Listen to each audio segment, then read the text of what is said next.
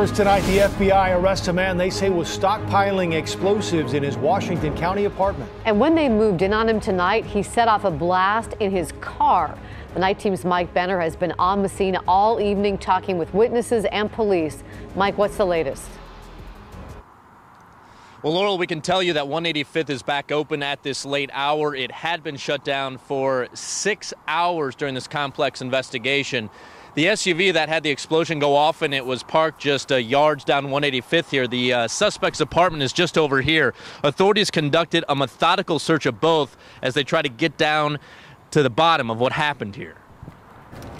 A stretch of Northwest 185th shut down Wednesday night. The bomb squad carefully examining an SUV damaged by a small explosion just hours earlier. To me, it sounded like a gunshot, but very loud. Derek Gonzalez was just yards away at a nearby park with his daughter when deputies say a man, later identified as Jason Schaefer, set off a small bomb during a traffic stop. Definitely scared for my daughter, of course, because she's very young, 3 years old, and not knowing if she's going to be safe where she's at. Come to find out, his concern was valid. Earlier in the day, authorities executed a search warrant at Schaefer's Rock Creek area apartment.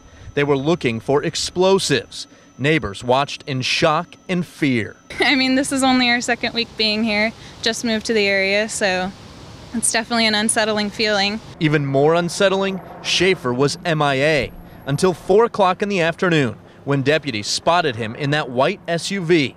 We're told they got Schaefer to stop after a short pursuit. As the detectives approached the window, they were actually communicating with him at the window of the vehicle when he did detonate the device. Now, all of a sudden, just an explosion right over my head up there. Zach Jones grabbed his cell phone and shot this video of authorities arresting Schaefer, an unusual sight in Rock Creek. You know, you just don't think it would happen in your area. You hear about it all over the place, especially Tansport, such a quiet, nice area to live in, especially here. But on this day, it was overrun by officers from a handful of different agencies, all itching to know what would possess a man to allegedly stockpile explosives and eventually detonate one. White smoke, I mean, everywhere. It looked like something had happened.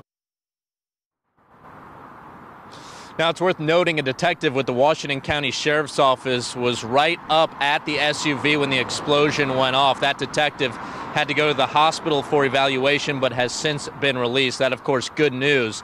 The suspect also went to the hospital for treatment of his very serious injuries.